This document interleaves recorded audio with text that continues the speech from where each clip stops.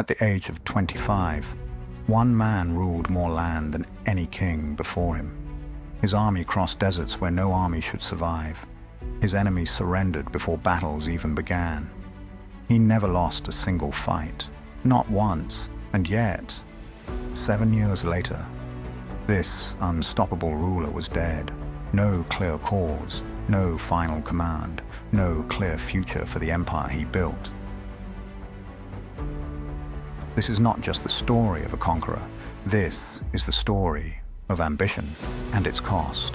This is Alexander the Great. Alexander was born in 356 BC in Macedonia, a small kingdom surrounded by greater powers. From the beginning, his life was filled with stories of destiny. His mother, Olympias, told him he was no ordinary child.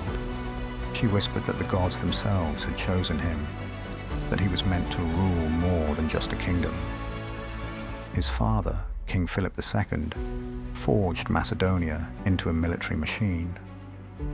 From him, Alexander learned discipline, strategy, and war. But Alexander was not satisfied with being strong. He wanted meaning.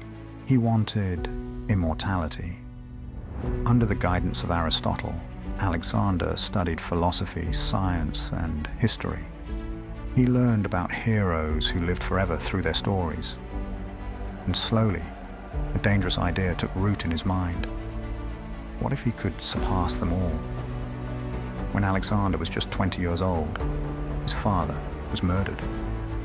In one moment, the boy became king. The court was filled with fear and doubt. Rivals whispered. Enemies watched closely. Many believed Alexander would fall within months. Instead, he struck first. Rebellions were crushed. Threats were eliminated. Alexander showed no hesitation. By the time his enemies understood what kind of ruler he was, it was already too late. Alexander turned his eyes east, toward Persia. Persia was not just an empire. It was the empire. Vast, wealthy, ancient. Most kings would have fortified their borders. Alexander crossed them. With an army far smaller than his enemies, he marched into Asia.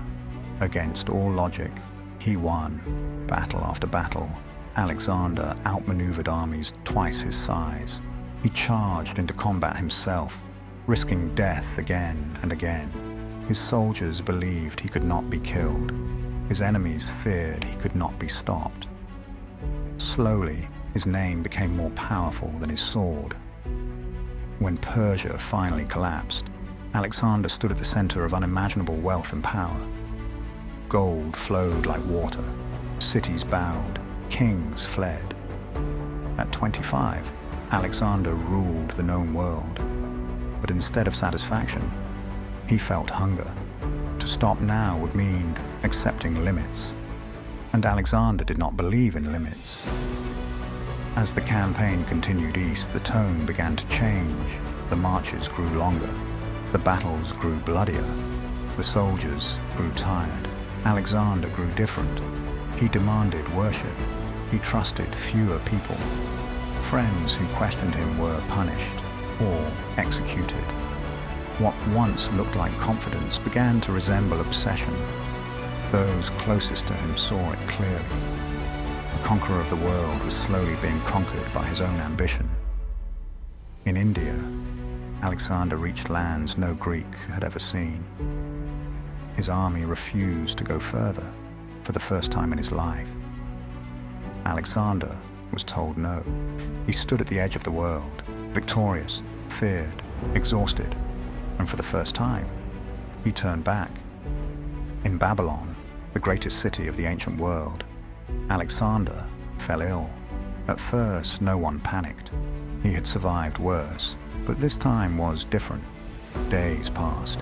He grew weaker. His voice faded. Some believed he was poisoned. Others blamed disease or exhaustion. The truth died with him. At 32 years old, Alexander the Great was gone. When asked who should inherit his empire, he gave a single answer: to the strongest. Without Alexander, The empire collapsed. Generals turned on one another. Wars erupted. The world he conquered shattered.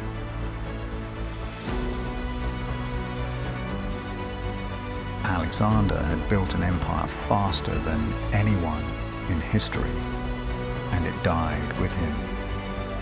Alexander conquered nations. He conquered fear. He conquered history. But even the greatest king could not conquer time.